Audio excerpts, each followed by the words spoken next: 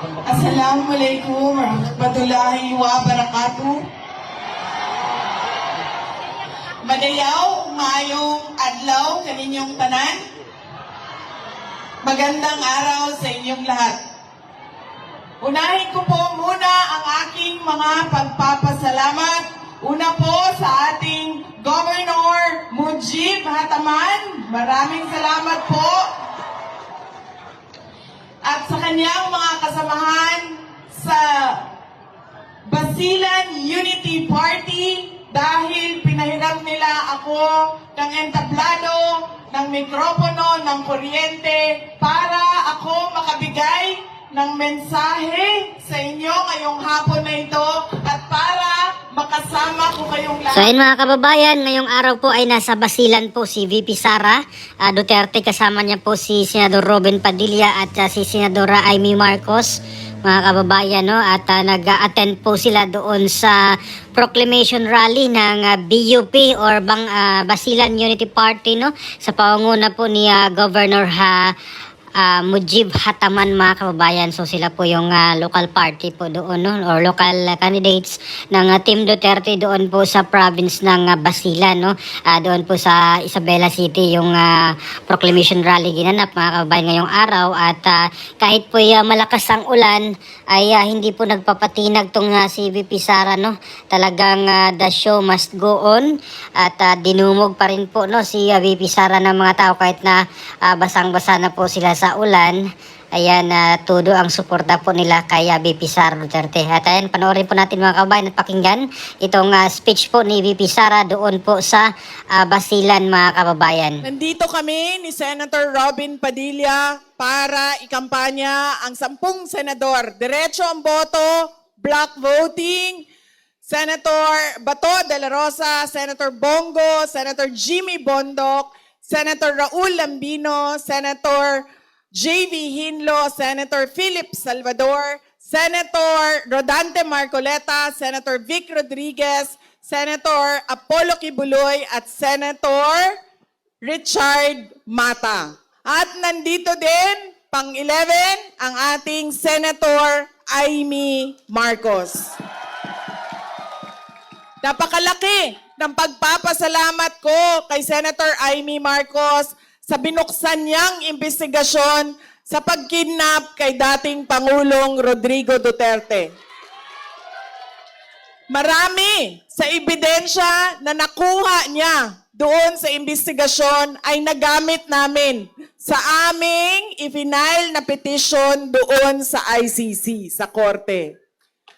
Sinabi ni Pangulong Duterte sa akin, pagtawag niya, diretsuhan na ang mga tao, ingna sila, gahangyo ko, nakikiusap ako, idiretso ang boto sa napulok ka senador, sa 10 senador. Bakit kailangan diretso? Una, dahil kapag hinaluan natin ng ibang grupo o ibang politika, ay nag-aaway-away lagi ang mga tao. Walang nangyayari. Nakakalimutan ang mga tao, nakakalimutan ang trabaho, nakakalimutan ang proyekto kasi nag-aaway na lang lagi. Pangalawa, pag sobrang dami natin na bumoto, mahirap habulin sa dayaan o dagdag bawas sa makina doon sa computer. At pangatlo, alam nila kung ano ang gusto natin. Ang gusto natin ay ituloy ang nasimulan ni dating Pangulong Duterte para sa Pilipinas.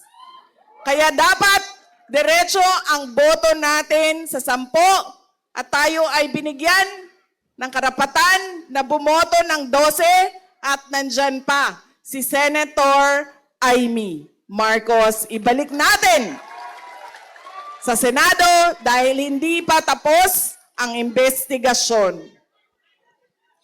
Ganon din dito sa inyo sa Basilan. Kapag pinili nyo na si Gov. Mujib Hataman, ay isama nyo na lahat ng kanyang mga kasamahan. para hindi na mag-away-away, para nakatutok sila sa pagtutuloy ng tunay na pagbabago.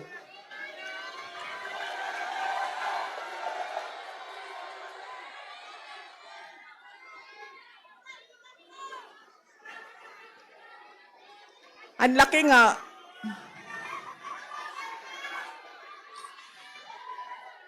Mga kababayan, ang mga kandidato ng administrasyon ay mga kandidato na nagsasabi na okay lang magsinungaling, na okay lang mambudol ng taong bayan.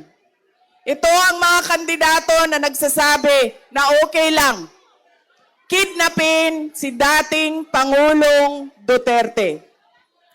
Kaya isa lang ang boto natin para sa 10 senador at si Senator Amy Marcos at para kay Governor Mujib Hataman. At yun po mga kababayan, no, todo na po ang pagsuporta at pagkampanya ni VP Sara dito po sa Team Duterte, no. Itong Team Duterte mga kababayan. Ito po yung hiling ni President Duterte, no, kay VP Sara na ipaabot diretso sa mga tao ang kanyang mga kandidato, ang mensahe para suportahan ang kanyang mga kandidato, ang 10 senatorial balls po ng PDP laban mga kababayan. At maging itong local candidates po dito po sa Basilan, no, sa pangunguna po ni Governor Mujib Hataman mga kababayan. At meron din po siyang pasaring dito sa mga kabilang bakod mga kababayan, no, itong mga senatorial balls ng kabila. At sabi ni VP na okay lang daw, no, itong mga senatorial balls sa kabila na magsisinungaling mga kababayan. So ano pong opinion nyo mga kababayan dito po sa pag-ikot ni VP Sara dito po sa Basilan? Please comment down below. Maraming salamat. God bless po sa ating lahat.